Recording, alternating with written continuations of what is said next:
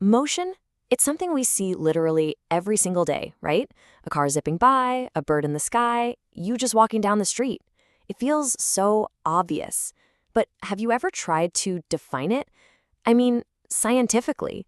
Well, that's exactly what we're going to do. Let's really get into what motion is all about. Okay, so check this out. We've got cars flying down the highway, and then you've got these trees just standing there. Now, here's the kicker. What if I told you that to truly understand the moving cars, you absolutely 100% need those stationary trees? Seriously, the link between them, well, that's the secret sauce for everything we're about to get into. All right, so first things first, let's just take a look around. I mean, the world is constantly in motion. It's so basic, so fundamental that you can't not see it happening everywhere you look. I mean, just think about it for a second. You see a guy just walking down the road. Boom, that's motion. Or how about a cheetah sprinting through the jungle? That is some serious motion right there. Look up, and there's a bird just soaring through the sky. And of course, a huge train barreling down the tracks. All of these are just perfect, super clear examples of things, well, changing where they are. But here's the thing. To really get a grip on what it means to be moving, we kind of have to look at the flip side. We have to understand its total opposite. So what does it mean for something to be, well, completely still? Stationary, just locked in one spot. And what's so wild is how easy this feels, right? It's totally intuitive. In one corner, you've got stuff that moves, cars, birds, boats, us. And in the other corner, stuff that stays put, houses, trees, telephone poles, factories. It's like we're born knowing that one group is on the move and the other isn't. It's just a simple observation, or so it seems. Okay, but here's where we put on our science hats. How do we prove it? Like, for real? How can we describe that car's motion in a way that's more than just yelling, hey, look, it's moving? What's the missing piece of the puzzle here? There's one crucial thing we're missing. And the answer, it's something that's always there, but we almost never think to name it. It's the secret ingredient, the magic key that unlocks the entire definition of motion. And that key is called the reference point. So what the heck is a reference point? It's actually super simple. It's just a stationary object, something that's not moving, that we use to compare things against. Think of it like the fixed background in a video game.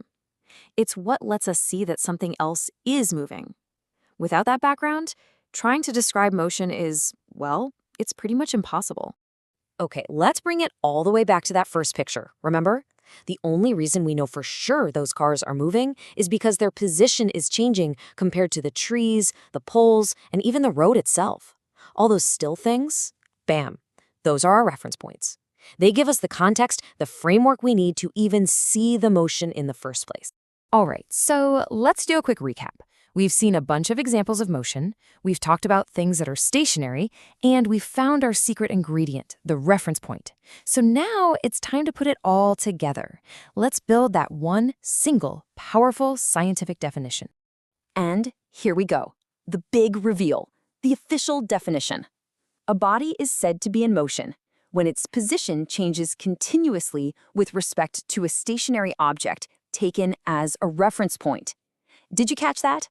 That last little phrase is everything. It's the whole ballgame. It's so precise, so clean, and it wraps up everything we've just been talking about. Let's actually break that down into 3 super simple parts, okay? Number 1, an object has to actually change where it is. Its position has to change. Number 2, this change doesn't happen instantly, it happens over time.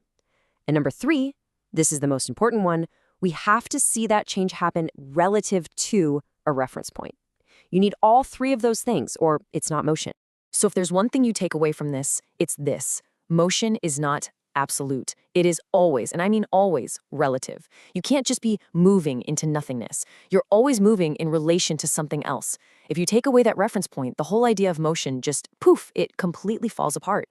And this leaves us with a final kind of mind-bending question to chew on. Okay, so we say the tree is our stationary reference point for the car, right? But that tree is planted on Earth. And the Earth is spinning on its axis at over 1,000 miles per hour, while also flying through space around the sun at like 67,000 miles per hour. So here's the question. Is that tree really stationary? Is anything, anywhere in the entire universe truly standing still? I'll let you think about that one.